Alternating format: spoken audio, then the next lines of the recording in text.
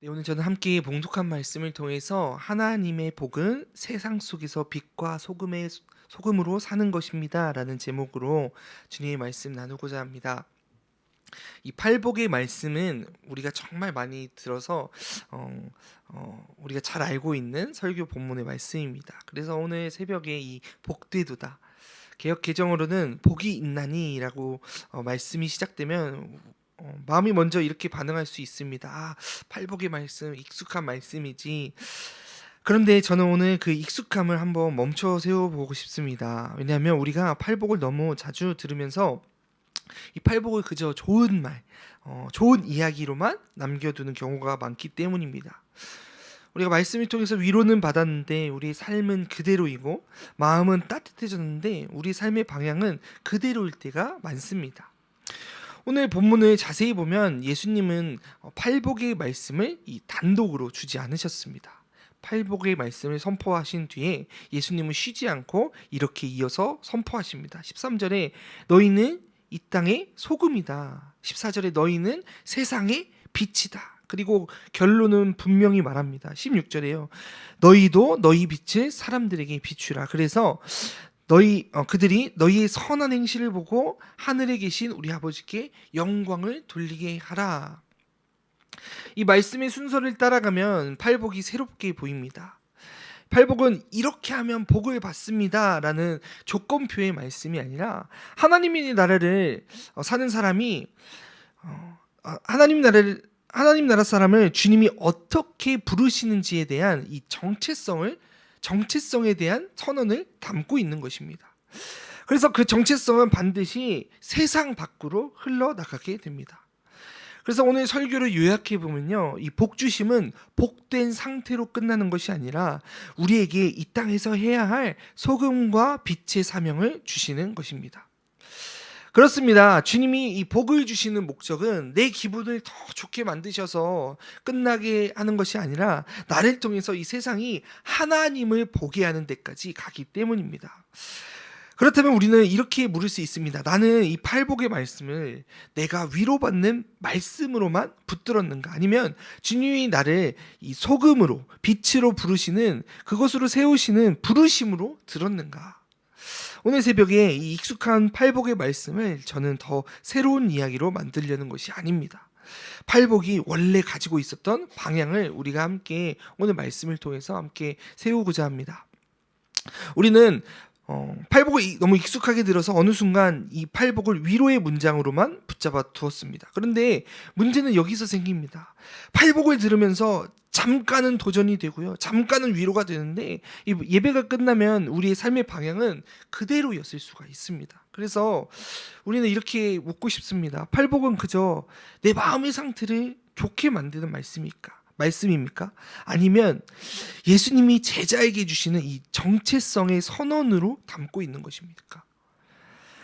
우리는 복을 이 상황이 풀리는 것, 아니면 형편이 나아지는 것, 이것으로 이해하는데 너무 익숙합니다. 그러다 보니까 이 마음이 가난한 사람, 슬퍼하는 사람, 핍박받는 사람, 이것이 복되다는 예수님의 선언이 오늘 내 삶에 연결이 되지 않습니다. 더 큰 문제는요, 이 팔복을 내 안에서만 소비하면 예수님이 바로 이어서 말씀하신 그 말씀을 놓치게 된다라는 것이죠. 예수님은 팔복을 말씀하신 뒤에 곧바로 너희는 소금이다, 너희는 세상의 빛이다 라고 말씀하며 가르쳐주고 계십니다. 그런데 우리는 자꾸 팔복을 내 안의 위로로만 끝내고 소금과 빛의 자리로는 잘 나아가지 않으려고 합니다. 그래서 오늘 우리는 말씀을 통해서 복을 받는 어떤 체크리스트가 아니라 주님께서 세상을 살리는 제자로 부르시는 선언으로 듣는 저와 여러분이 되길 간절히 소망합니다. 예수님이 이 말씀을 꺼내신 이유는 여유로운 때가 아니었습니다. 이 갈릴리 전역에서 사람들이 모여들던 때였습니다. 병든 자와 눌린 자들, 기대에 찬 자들이 계속해서 예수님을 따라붙는 때였습니다. 숨 돌릴 틈 없이 사역이 커지고 사람들의 온갖 시선과 요구가 거세지던 그런 때였죠. 예수님은 그때 제자들을 모시고 이 산에 올라가 앉으셨습니다. 1절에 그때 예수께서 많은 무리를 보시고 산에 올라가 앉으시자 그의 제자들이 다가왔다고 이야기하고 있습니다. 그리고 예수님은 입을 열어서 가르쳐 주십니다. 주님은 먼저 무리의 기대를 만족시키는 말씀부터 하지 않으셨습니다. 먼저 제자의 마음을 세우는 말씀부터 하셨습니다. 왜냐하면 하나님의 나라의 시간은 늘 그렇기 때문입니다. 사람이 많아질수록, 일이 커질수록, 문제와 요구가 복잡해질수록 주님은 바깥을 정리하기 전에 먼저 안쪽을 정리하십니다. 상황을 바꾸기 전에 사람을 먼저 빚으신다라는 것이죠. 열광을 붙잡기 전에 제자를 먼저 세우신다라는 것입니다.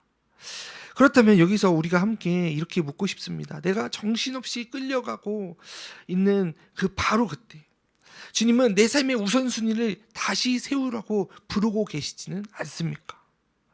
바쁘고 지치고 마음이 흔들릴 때야말로 주님이 복은 무엇인가 우리에게 요청하시고 물으시고 다시 정의를 세우시는 때라는 것이죠. 그리고 그 정의는 세상이 말하는 어떤 복이 아니라 하나님의 나라가 말하는 복을 이야기하고 있는 것입니다. 성도 여러분, 예수님 앞에는 많은 무리가 있었습니다. 그런데 예수님은 그 무리를 향해 곧장 말씀을 던지지 않으셨습니다. 우리 1절 2절 말씀 함께 읽어보면 좋겠습니다. 함께 읽겠습니다. 그때 예수께서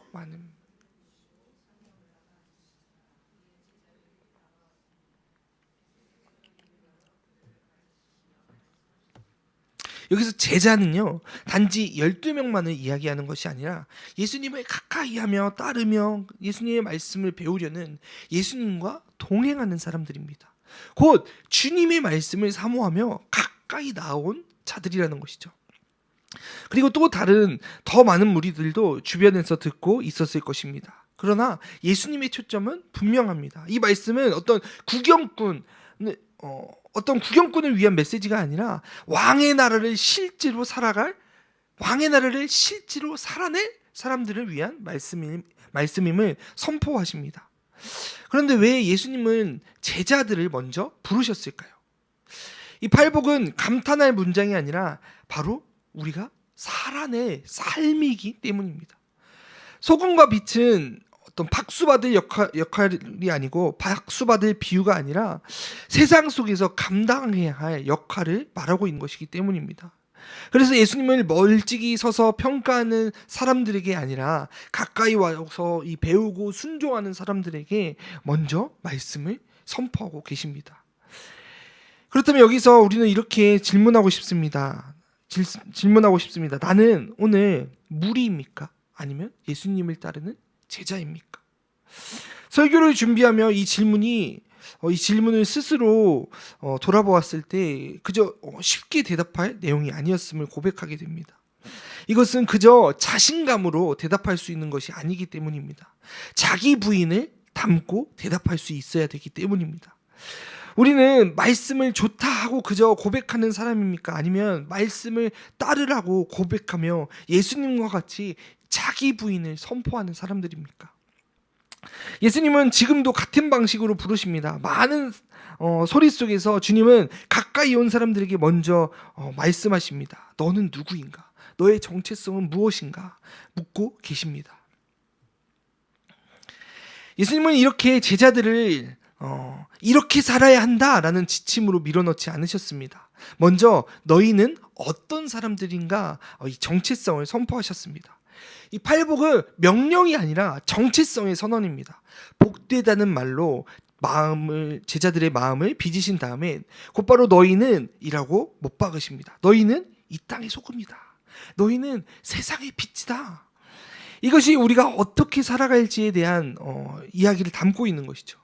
주님은 제자의 삶을 이 행동으로 만들기 전에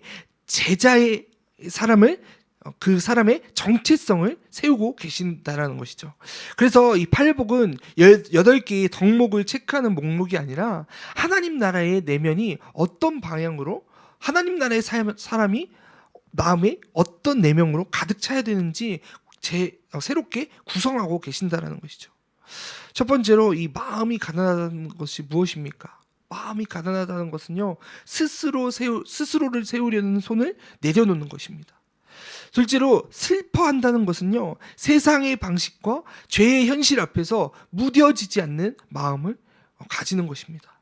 항상 눈물을 흘리며 자신의 죄악들을 고백하는, 그래서 회개의 자리로 나아가는 사람들을 말한다는 것이죠. 세 번째로 온유하다는 것은 힘이 없어서가 아니라 하나님께 자신의 삶을 맡기며 폭력과 자기 증명을 멈추는 태도를 말하는 것입니다.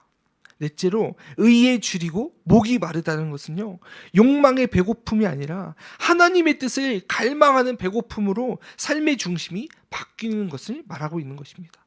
그런데 예수님은 거기서 멈추고 계시지 않으십니다. 그 내면은 반드시 밖으로 흘러가야 되기 때문입니다. 다섯 번째로 자비가 관계 속에서 드러나고, 여섯 번째로 마음의 청결이 시선과 동기를 정리하면서, 일곱 번째로 화평을 유지하는 수준이 아니라 이루는 자리로 들어가고, 마지막 여덟 번째로 결국 의 때문에 손해를 보고 오해받는 자리까지도 가게 된다라고 말씀은 이야기하고 있습니다. 정리해 보면요, 이 팔복의 사람은 결국 세상과 부딪히는 사람이 된다라는 것입니다. 세상과 타협하지 않으려고 하니까 모욕과 비난이 따라오고요. 주님은 그때 기뻐하고 즐거워하라라고 명령하십니다. 그리고 바로 그 자리에서 예수님이 어떻게 살아야 하는지를 한 문장으로 정리하십니다. 바로 소금처럼 살아라. 세상의 빛처럼 살아가라. 사랑하는 성도 여러분, 소금은 자기 자신을 위해 존재하지 않습니다. 다른 것을 살리고 부패를 막습니다. 빛도 자기 자신을 드러내기 위해 존재하지 않습니다. 어둠 속에서 길을 보이게 합니다. 우리 13절, 14절, 15절 말씀 함께 읽어보면 좋겠습니다. 13절 시작. 너희는 이 땅의 소금이다.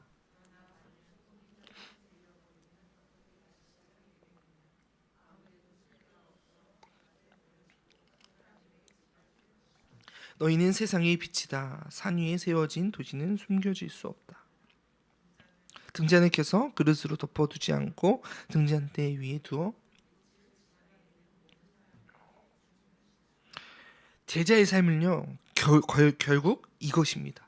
내가 복을 누리는 데서 멈추지 않고 내가 있는 자리에서 세상이 하나님을 보게 하는 삶으로 이어지는 것. 그래서 예수님은 마지막에 목적을 분명히 고정하십니다. 우리 16절 말씀입니다. 함께 읽어보겠습니다. 시작. 이와 같이 너희도 그래서 하늘에 계신 우리 아버지께 영광을 돌리게 하라. 팔복으로 마음을 빚으시고 소금과 빛으로 방향을 세우시고 결국 아버지께 영광으로 목적을 고정하시는 것. 이것이 바로 예수님이 제자를 움직이시는 방법입니다. 그리고 그곳으로 저와 여러분을 오늘 초대하고 계십니다. 그렇다면 이제 우리는 무엇을 하면 되겠습니까? 예수님은 오늘 본문에서 적용을 아주 분명하게 하나로 모아주십니다. 그저 복을 느껴라 이것이 아니라 빛을 비추라는 것입니다. 방금 읽은 16절의 결단은 복잡하지 않습니다.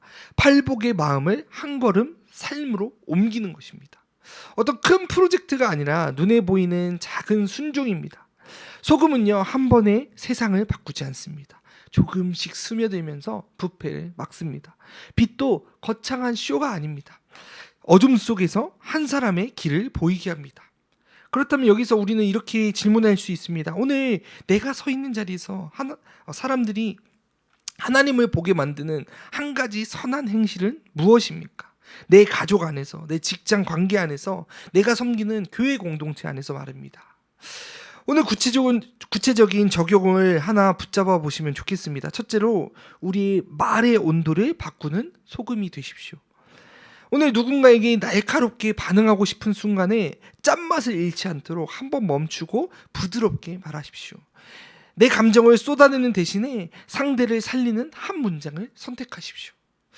둘째로 관계를 살리는 빛이 되십시오. 오늘 말씀을 듣고 마음에 걸리는 사람이 떠오르면 피하지 말고 작은 화해의 행동을 시작하십시오.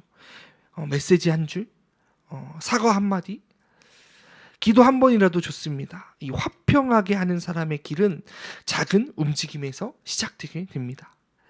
셋째로 동기의 방향을 점검하는 빛을 소유하십시오.